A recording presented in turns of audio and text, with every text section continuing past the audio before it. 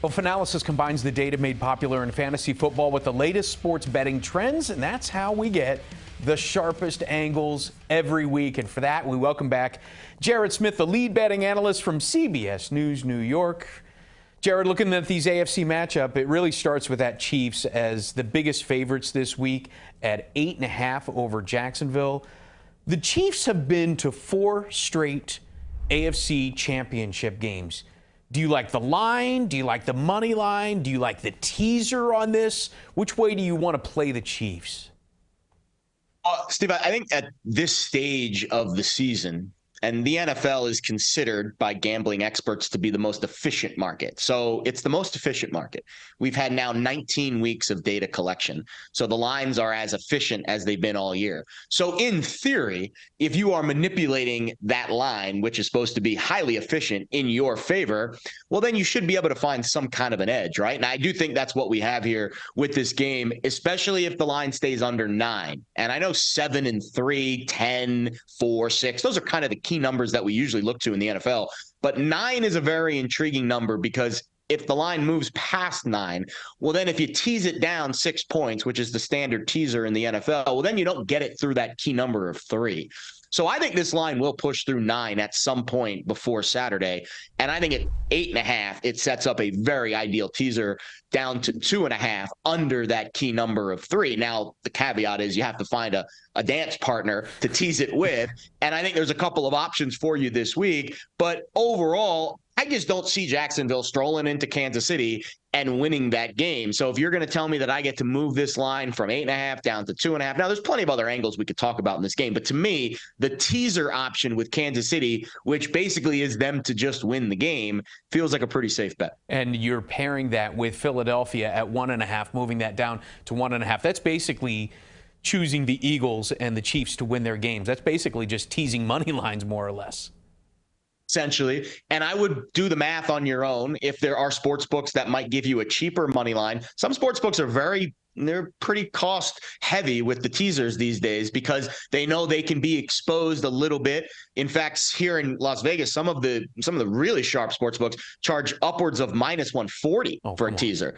That's too much. Minus 120 is kind of the range you want to be in. But to your point, if you just money line parlay those 2 games, you might get a cheaper price than what the teaser price would be. So definitely do your own homework. Everyone shops at different books, and that's certainly something to keep in mind. But overall, Philly sets up the exact same way. Again, you have a spread at 7.5, 8. You move it through that key number, both key numbers, 7 and 3. And you're essentially sitting at a spot where you just need Philly to win the game, Kansas City to win the game at home against teams that are clearly inferior to them, and you're going to get some money at the end of the rainbow. So this is the one time where do your own research is actually good advice. The props that you like in this game focus on the Chiefs receivers.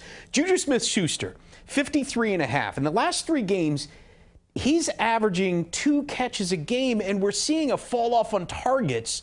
What is it about this game that inspires you that Juju is going to be on that beat? Matchups. And Steve, this is where I think the priors, and we talked about a little bit about this with the Eagles-Giants game, how the priors and the buildup to what we're seeing now in the postseason can be a little bit tough to apply to your handicap for this game. What I would rather do is set up a game script. I think when you look at the last time these 2 teams played, the Jaguars really struggled to defend the middle of the field. And overall this season, they're 30th in DVOA over the middle of the field. Well, Juju, about 55% of his receptions this year have come over the middle. So if you just kind of game script it out, we're going to see some success from Patrick Mahomes. The total is very high. Both teams are going to be able to move the ball, especially Kansas City, who's favored by over a touchdown. Well, how does Kansas City get those yards? Well, they like to target Juju and Travis Kelce over the middle of the field, and that's where the Jaguars are susceptible. So even though Juju's numbers have trended down, there's a concussion in there that kind of halted his production as well.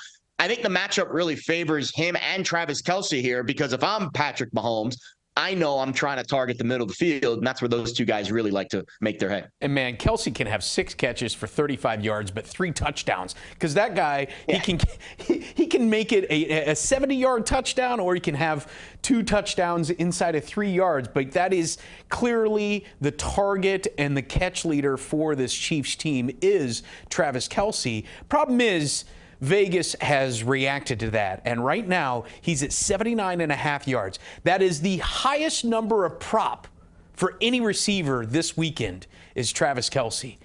At some point, Wow. is there a ceiling that you worry about for someone like Kelce, or does this matchup just favor him way too much? The matchup absolutely favors him. But the one thing I've learned years of doing this is we bet numbers, not teams, right? Or I guess in this case, numbers, not players. And there will be a number at some point, if it does continue to rise, where the sophisticated money will say, all right, enough is enough. I'm going to step in and bet the under here. But I wouldn't want to be holding an under ticket in a playoff game with Travis Kelce. He's had at least 95 receiving yards in 6 consecutive playoff games. He scored a touchdown in 5 of the last 6. The only one he didn't was the Super Bowl. Nobody scored for Kansas City in that game. So I just think this is the matchup, not only from a DVOA perspective. The Jaguars really struggle against tight ends, 32nd guarding them this year. Go look at what Gerald Everett did to the Jaguars last week, and you'll see, all right, there's something here. But also, Patrick Mahomes in a playoff game, a new cast of characters around him. Well, Travis Kelce's the old reliable. So I think there's a lot of positive things, not only from a matchup perspective, but also from a narrative perspective that really speak to Travis Kelce having a good game. Yeah, he might actually be the lead candidate for a 2-touchdown game, too, if you felt like sprinkling a little money on that chance. Real quick, I want to get your take on this Bengals-Bills game because it's going to be an emotional game in Buffalo. The line is 5.5, but the first half line is Bills 3.5. Is there an analytical way to measure the momentum and emotional energy that you might see in the first half of this one? There really isn't. And it's a really difficult thing, Steve, because we've gone back and forth with this, and it is going to be a very emotional game. And the last time the Bills played a home game in this kind of environment, they returned the opening kick for a touchdown. Now, do I think that's going to happen in this game? Probably not. And they did it again later in the game. 2 kicks for a touchdown in that game. But I think the key in this game, there's really 2 X factors here that I think are going to determine who covers and if it goes over or under. On the Bengals side, it's their offensive line. They're without their starting left tackle, right tackle, and right guard. None of the replacements graded out well last week. And I think there could be a case to be made for Joe Burrow to really be under duress in this game.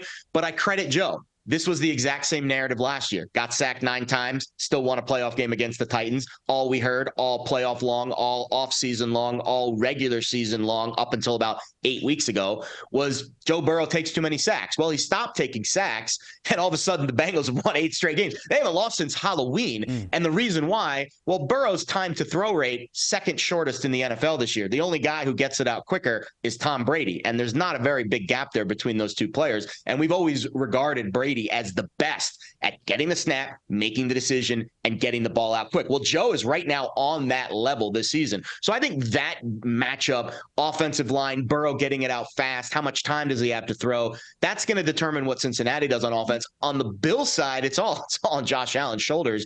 And I think there's some kind of disconnect with him and Ken Dorsey. Last year, Brian Daboll, offensive coordinator. He was the OC with Allen from his rookie year up until last season. Now Ken Dorsey comes in. Dable obviously doing a great job with the Giants. And you could see, I think Josh is just trying to do a little bit too much right now because the big-time throw rate is through the roof. He had 7 big-time throws last week against the Dolphins. That's the most he's had in any game all year.